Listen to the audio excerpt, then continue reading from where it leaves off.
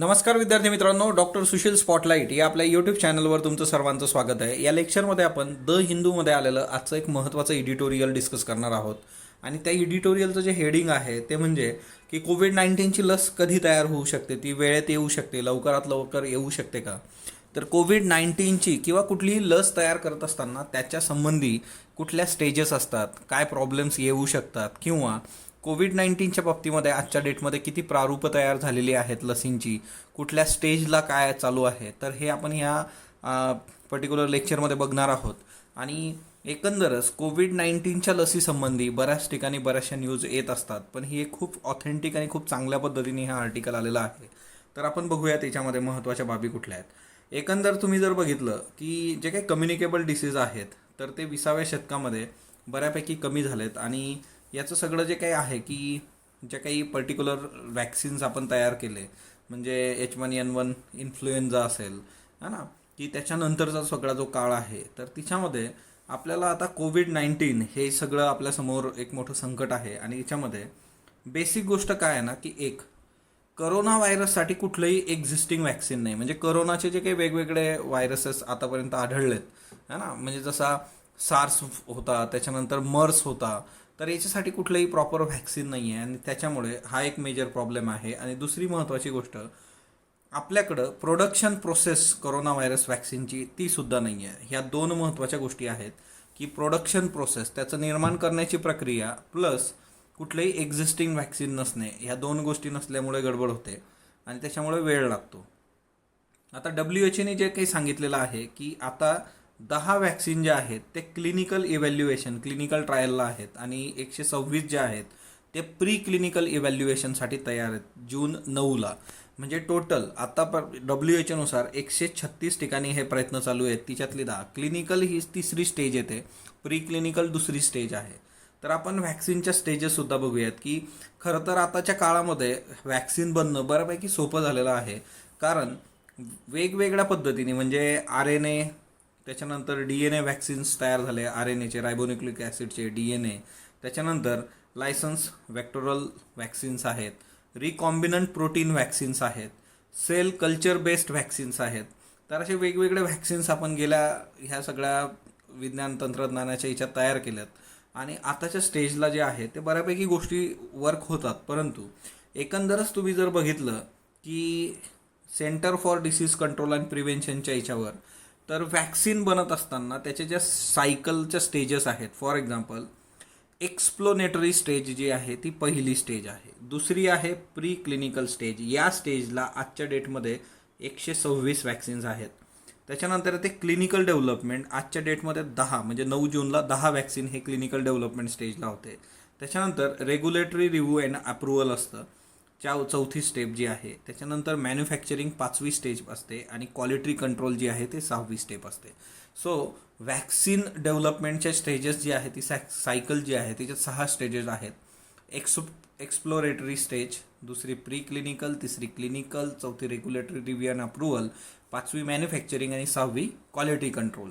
आता त्याच्यानंतर आता ही जी तिसरी स्टेज आहे आपली क्लिनिकल डेव्हलपमेंटची तिसरी स्टेज आहे. या तिसऱ्या स्टेजमध्ये फेज 1 जो असतो तिच्यामध्ये स्मॉल ग्रुप ऑफ पीपल, म्हणजे फार कमी लोकांना हे वॅक्सिन दिलं जातं, ट्रायल वॅक्सिन जे असतं ते.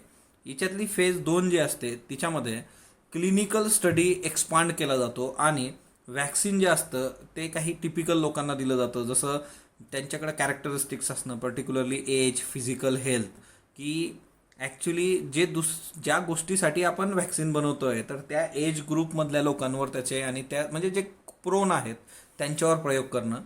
आणि तिसरी फेज जी असते हिच्यामध्ये हजारो लोकांना हे वॅक्सिन दिलं जातं, आणि त्याची सेफ्टी आणि इफिकेसी, त्याचा प्रभावीपणा असेल, त्याची सुरक्षितता असेल, ती चेक केली जाते. तर म्हणजे वॅक्सिन बनण्याच्या यावरती 6 स्टेजेस आहेत. तिच्यातली तिसरी स्टेज जी आहे ती क्लिनिकल स्टेज आहे.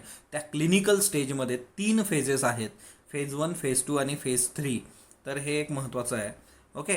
आणि मग नंतर ते अप्रूव्ह झाल्यानंतर मग मार्केटमध्ये येतं. आता दुसरी महत्त्वाची बाब याच्यामध्ये, आता SARS-CoV-2चं स्टेटस काय आहे.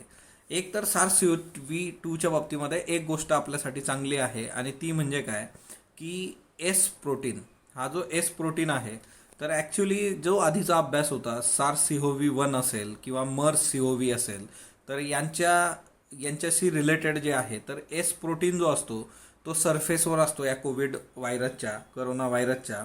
आणि तो एक आयडियल टार्गेट आहे व्हॅक्सिन बनवत असताना. म्हणजे एस प्रोटीन संबंधी आपल्याला माहिती आहे, जो सरफेसवर असतो करोना व्हायरसच्या, आणि त्याला टार्गेट केलं जाऊ शकतं.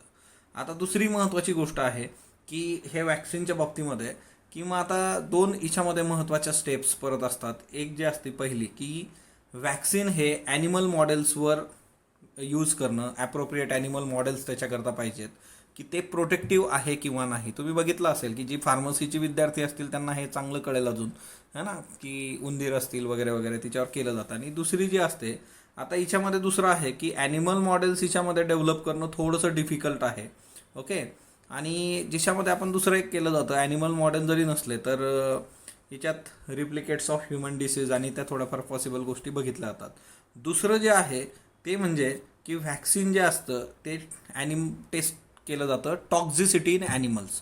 म्हणजे फॉर एक्झाम्पल रॅबिट्समध्ये, सशात वगैरे, की हिच्यामध्ये खरं तर व्हायरल चॅलेंज असं नसतं, परंतु त्याची सेफ्टी चेक केली जाते त्या म्हणजे जर आपण हे व्हॅक्सिन दिलं तर त्याची टॉक्झिसिटी किती आहे, त्याची सेफ्टी आहे का, तर हेही चेक केलं जातं. तर हा एक हिच्यातला महत्त्वाचा मुद्दा तुम्ही लक्षात घेणं गरजेचं आहे. आणि हे जे टेस्टिंग असतात ते खूप प्रॉपरली परफॉर्म करावे लागतात. गुड लॅबोरेटरी प्रॅक्टिस, GLP असं म्हटलं जातं याला. ओके. आणि याच्यासाठी 3 ते 6 महिन्याचा कालावधी लागतो. तर ह्या गोष्टी फार महत्त्वाच्या आहे. उद्या क्लेम येतात की आम्ही बनवलं, व्हॅक्सिन बनवलं, हे फायनलला आलं, तर ह्या स्टेजलाच 3 ते 6 महिने लागतात. त्याच्यानंतर आजच्या डेटमध्ये मग हे 10 जे आहेत की क्लिनिकल इव्हॅल्युएशनच्या याच्यातले जे आहेत, तर 10 तिच्यामध्ये आहेत वॅक्सिन्स की जे क्लिनिकल याच्यामध्ये आहेत फेजमध्ये. आणि त्याच्यानंतर 126 जे आहे ते प्री क्लिनिकल इव्हॅल्युएशनमध्ये आहेत. याच्यामध्ये भारतातही आहे जवळपास, म्हणजे भारतात नियर अबाउट 30 अटेम्प्ट्स आहेत की जे आपण डेव्हलप करायचे प्रयत्न करतोय 30 ठिकाणी वेगवेगळ्या याच्यामध्ये. तिच्यामध्ये पुणे बेस्ड जे आहे सिरम इन्स्टिट्यूट ऑफ इंडिया, है ना, ते ऑक्सफर्ड युनिव्हर्सिटीबरोबर टाईप करून हे करत आहे. आपण ही न्यूज पण केली होती कव्हर. ओके. तर अशा बऱ्याचशा कंपन्या आहेत ते हे सगळं करत आहेत, तर ते एक लक्षात ठेवा. त्याच्यानंतर दुसरी महत्त्वाची गोष्ट जी आहे याच्याकरता, की आता करोना व्हायरसच्या बाबतीमध्ये कुठलंही करोना व्हायरस मार्केटमध्ये नाही आहे आणि त्याचं कुठलंही लार्ज स्केल मॅन्युफॅक्चरिंग कॅपॅसिटीसुद्धा डेव्हलप झालेली नाही आहे.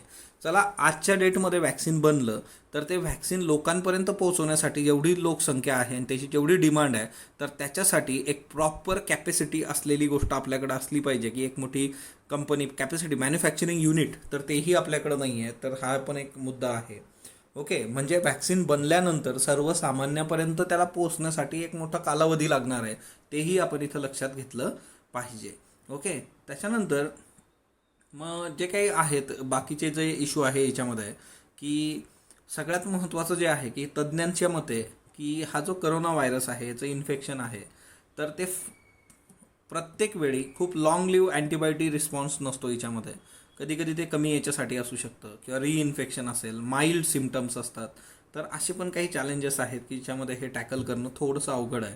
पण एकंदरच तुम्हाला एक गोष्ट लक्षात घ्यायची आहे की WHO जो काही टाईम पिरियड मध्यंतरी सांगितला होता की कुठलंही व्हॅक्सिन व्हायला आजच्या डेटमध्ये किमान कोविड-19च्या बाबतीत 18 मंथ्स त्यांनी सांगितले होते. तर ह्या याच्यावरून आपल्याला कळतं की व्हॅक्सिन तयार होण्याची स्टेज बघा 6 स्टेजेस आहे. आपण आता तिसऱ्या स्टेजला 10 व्हॅक्सिनचे आलेले आहेत. 126 प्री क्लिनिकलला आहेत आणि ते सगळं अप्रूव्ह होऊन त्याचं मास प्रोडक्शन होऊन लोकांपर्यंत येणं, याच्यासाठी एक विशिष्ट कालावधी लागणार आहे. आणि नक्कीच हे काही अलिबाबाच्या चिरागसारखं काम नाही आहे की आपण म्हटलं आणि ते आलं. सो व्हॅक्सिनच्या बाबतीमध्ये ज्या काही वेगवेगळ्या आतापर्यंतच्या न्यूज होत्या त्याच्या बाबतीमध्ये हे खूपच रॅशनल असं आर्टिकल आहे. याच्यामध्ये तुम्ही ह्या बेसिक स्टेप्स लक्षात ठेवणं, प्री क्लिनिकल फेजेस लक्षात ठेवणं, हे काही खूप एक्झाम ओरिएंटेड अशी गोष्ट नाही आहे. परंतु एकंदरच आपल्याला ह्या गोष्टी माहीत असणं फार गरजेचं आहे की कुठलंही व्हॅक्सिन बनत असताना कुठल्या कुठल्या गोष्टी महत्त्वाच्या असतात. किंवा आता हे जे जनरल मुद्दे आहेत इथले की कॅपॅसिटी, मॅन्युफॅक्चरिंग कॅपॅसिटी आणि त्या सगळ्या गोष्टी, तर हे एसे सारख्या याच्यामध्ये किंवा उद्या तुम्हाला प्रश्न विचारला इंटरव्ह्यूमध्ये तर तिथेही तुम्ही खूप चांगल्या पद्धतीने ही उत्तरं देऊ शकता. तर त्याच्याकरता असे जे महत्त्वाचे आर्टिकल्स द हिंदूचे आहेत ते आपण येत्या काळामध्ये घेत राहू. महत्त्वाचे सगळे आर्टिकल्स मी कव्हर करेल, त्याच्याबद्दल तुम्ही निश्चिंत राहा. स्पॉटलाईटबरोबर जोडलेलं राहा. स्पॉटलाईटला लाईक करा, शेअर करा, सबस्क्राईब करा. धन्यवाद विद्यार्थी मित्रांनो.